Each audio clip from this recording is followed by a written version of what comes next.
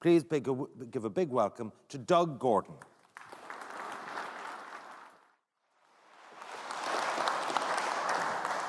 Good afternoon, everybody. So, I have a question for you. How many people here have ever walked into a room where two people have just had an argument, and you can feel the tension in the room, and you feel like turning around and walking straight back out? Anybody had that? We all have, right? Alternatively, have you ever met somebody who's like sunshine in a human form, and you felt like you gleaming afterwards? Anybody had that? Probably a few people with their wives next to them having to put their hand up. And the reason why I ask these questions is because we talk about the tribe. Your vibe attracts your tribe. So that if you get into the best energetic state, you're going to get more done in less time with less stress, but you're also going to attract more money as well and more clients. So let's get into a bit of an energetic state. Can I ask you all to stand up? And can I ask you to high five, or without speaking, high five or handshake two people you haven't met before?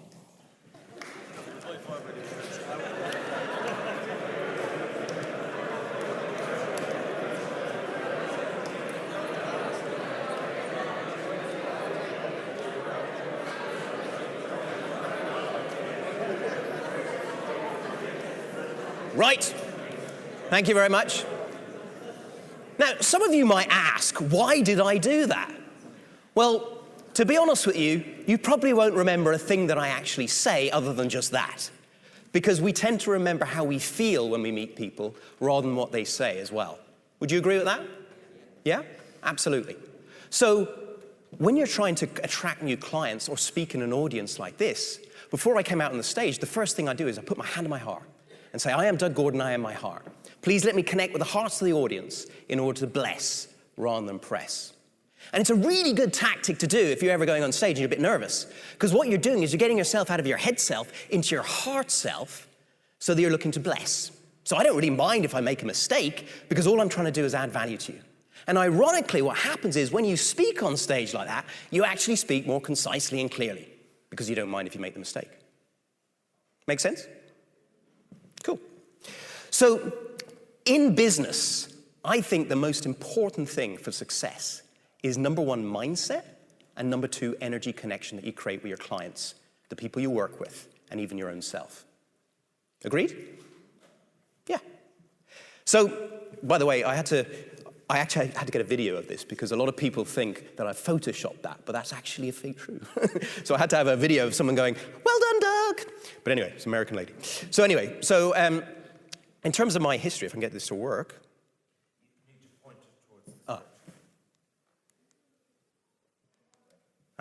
So I worked 21 years in the investment world, and I worked for some pretty good companies, as you can see, including Davy was my last one. I came back here because my father-in-law had cancer and kidney failure. Davy were one of my clients, and they gave me a job. And during that time period, while I was at Threadneedle, I actually grew a business from 50 million per annum sales to 1.75 billion. And that might look, in terms of success, like a bed of roses. But what you don't know is during that time period, I had 2 operations that went wrong that led to chronic pain that was so bad that I was waking up 10 times in the night like I was being punched in the stomach. It led to a marriage breakdown. And eventually then I had a near-death experience where I actually died. I was encapsulated in this amazing feeling of love, energy, and connection, nothing like I'd ever felt before. If you take your best orgasm and times it by about 10, you might just about get there. Now, being a stock market guy, I'm actually a trained fund manager and investment advisor, as well as a coach and consultant and healer and all that kind of stuff. And being a fund manager, I had a look at an article that I saw in Fortune magazine. And it said that the top 100 places to work for in terms of the happy factor, those stock market returns per annum between 1997 and 2005 was 14%. And those outside of it only averaged 6%. Why is that? Because positive people produce positive results. But I was a bit skeptical about this, so I, being the fund manager guy, I tried to look into it, and I had a look. The day before Thanksgiving, the day before Easter, the day before Independence Day, and the last 2 weeks of the year in terms of the Santa rally, the stock market goes up 85% of the time. And this is the same for the S&P or whatever else you want to look at. So if you can get yourself into the best positive state, so you can motivate yourself, motivate the people you work with, and motivate your clients to buy, you're probably going to scale up to success much better as well. And that was the simple secret of my success in terms of what I did. But I do feel this doesn't always happen. I'm sure a few of you, like me, you know, if you have that 2-week holiday, that Monday morning, the alarm goes off, beep, beep, beep. You have to drag yourself out of bed, drag yourself into the office, and you sit there going, what the am I doing here all day? Anybody had that? A few of us, nods heads and all that kind of stuff. And yeah, I bet when you were going on holiday the night before, if you're like me, you like being packing, forget your underpants, you have to wear the same ones inside out, back to front all week long. Anyway, I digress. But you wake up in the morning, the alarm goes off, and you spring out of bed, you spring into a taxi, you spring into the airplane, you spring into the swimming pool with loads of energy because you're aligned to something that you love doing. When you can truly find and make sure that you're doing what you truly love that's aligned to here and not here, it makes a massive difference in terms of how you perform in business.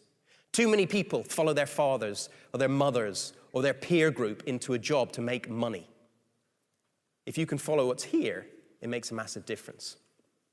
So as Ivan said, I'm speaking in September alongside people like Joe Dispenza and Deepak Chopra over in America and LA, and I'm speaking in front of 10,000 people. So if I was to give you a stage to speak in front of 10,000 people, and I was to beam out to the 8 billion people across the world, what would you speak about? What would light you up the most? What legacy would you like to leave? And when you know what that is at 85 years of age, then reverse engineer yourself back to where you are today and put a plan in place. What do you need to do? Who do you need to work with? Who can you learn from to get to the places that you want to be quicker, faster, and easier? It's amazing when you have that sense of purpose, when you do what you love and you do what you're good at and you can do it, you can truly add value, you can see added value to humanity or the planet in some way or form. It gives you a real spring, so you spring out of bed every single day. But most people don't do that. And I didn't for a long time. That's probably why I had a near-death experience. So my success formula, which you can make success, make a good relationship, make more money, even make your partner orgasm if you want to, is mindset, actions, knowledge, and energy. And I've been talking about mindset. And the other thing I would say in terms of knowledge is know your client, know your product, know your industry, and match your client needs to your USPs. It's so important to be, not necessarily have to be the best in class, but to be able to differentiate yourself. What makes you different? Can you be the go-to brand like the Coca-Cola or the Apple or something like that in your business? So when people think about you and your industry, they think about you. How can you do that? It comes down to presentation skills, relationship building skills, communication as much as possible. I always say in the word relationship, there's a ship that goes port to port. You need to have a very clear vision of what you're trying to achieve within your business and then communicate that with your staff and your clients in order to connect with their hearts to collaborate towards those collective goals. So going back to that relationship word, you have the ship in terms of the direction, the mission statement of your company. And then you need to relay it in terms of conscious communication and active listening, your shuns, your expectations, your needs, your values, whatever they might be. Now, there's 200 people in this room at the moment, and I'm communicating to all of you. But I guarantee there's 200 different perspectives of what I'm saying, because we're all a product of our parents, our preachers, our teachers, and past relationships and experiences. And those of you who are wearing those bands at the moment, I'm saying some of them might think they're yellow, others might think they're gold. It doesn't really matter. It's just different perspectives of the same thing. But in terms of that relationship word, the shun that people make the mistake of is assumption. They assume what their clients want. They assume what their staff want. And when you assume, in terms of the word, you make an ass out of you and me. And opinions as well, I think, is often pushed from leaders towards their staff. And I often say opinions are like arseholes. We all have one, but sometimes we don't want to hear it. So ask questions. That's the most important shun. Ask questions to understand rather than making assumptions. And then energy is so important. In terms of energy, I mentioned earlier on, have you ever met someone who's sunshine in a human form? So how can you gleam your light? And in terms of goals, one of my clients is Tasia Valencia, who's in Star Wars and Star Trek. And actually, her husband, Harvey, is a client as well. And 10 years ago, they moved into their current house. And Harvey said he went into the garage and he picked up Tasia's vision board. And there on the vision board was the very house that they were moving into. So when you have your goals, put a vision board in place. I have a vision board. Put all the places you want to go, all the things you want to do. Because what happens if you look at that on a daily basis, it seeds your subconscious mind. And the more you get into that energy, the more you pull it towards you. I was in Poland last week. I sat next to a guy in a restaurant who was a Sunderland fan, and he'd been a Sunderland supporter for years. We talked about Niall Quinn, who's obviously here. And gamify life. You know, I had a near-death experience, and I truly believe that we come down to this planet to learn, to grow, to evolve, to become better versions of ourselves. But I also believe, why would you just come down as you or me if you're a spiritual being having a physical existence?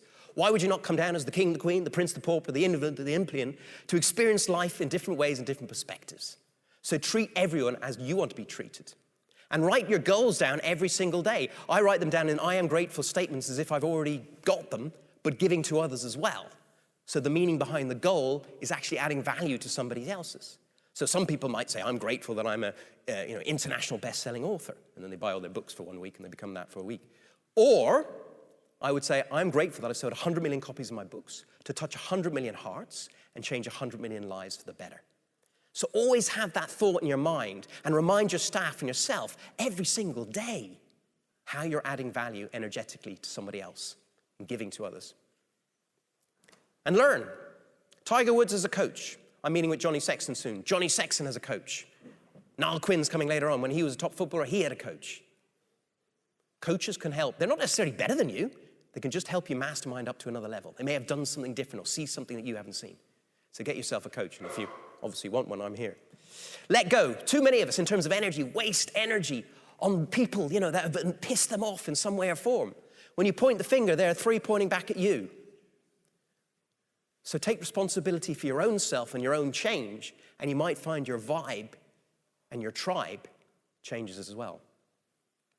Emotional intelligence, obviously Gary was talking about awareness, and I think that's the most important thing in terms of emotional intelligence. One of the exercises I do with all my clients when I first start with them, the CIO of Dell is one of my clients, and he's a 61-year-old man, and when I started with him, we did this awareness technique to reprogram his mindset. And he said, Doug, I'm 61, I'm too old to do this. Looking at my triggers and my traumas and my parental programs, sounds like a load of bollocks. And I said, well, try it and see. So he tried it, and suddenly his relationship with his wife got a lot better. His relationship with his colleagues got a lot better. And he hadn't spoken to his dad in years, and suddenly he started speaking to his dad again and playing golf with him. So if you are aware of your triggers, your traumas, your parental programs, and through awareness and acceptance, then you can change and become a better version of yourself. Conscious communication is another part of emotional intelligence. And in terms of conscious communication, my dad, when I was younger, said I was a pain in the arse, and I had 2 operations there. He said I was a pain in the back, I broke my back, pain in the neck, broke my neck. Mum said, make sure you put your coat on, otherwise you'll catch pneumonia, and I caught pneumonia. So your word is your wand, and the sentences you say can sometimes be the sentences you condemn yourself and others to. So be very conscious on what you say to create what you want, rather than what you don't want. And authenticity in terms of trust is obvious. So many people in business think they have to fake it till you make it. Well, if I did that, I probably wouldn't be here standing in front of you wonderful people. So be you. It's the best version you've got. And then finally, M is meaning. And in terms of the meaning of life, what is that? Is that to make loads of money? Yeah, that's pretty good. You can help more people if you've got more money. And I can tell you something, I've dealt with hundreds of wealth management companies, and Richard and his firm are fantastic. So if you're ever looking for a good wealth manager, definitely look at them. But I think the true meaning of life for me is to find that definite purpose. Find what you truly love doing. Because if you love what you do, love the clients you serve, you're going to have lots of vibrant energy. And I truly believe that everything in life is energy. Thoughts are energy, speech is energy. Thoughts lead to speech, speech leads to actions, actions leads to habits, and habits leads to destiny. So start with a positive thought, and you'll end with a positive destiny. Oops, shit, gone too much. And if anybody is looking to get their destiny going faster in the right direction, on the 31st of May, I've got a presentation skills and communication skills and leadership skills course going on. And get in touch. And if anybody's interested, I've got my book outside. I'd be delighted to sign some copies. Thank you very much. Thank you very much.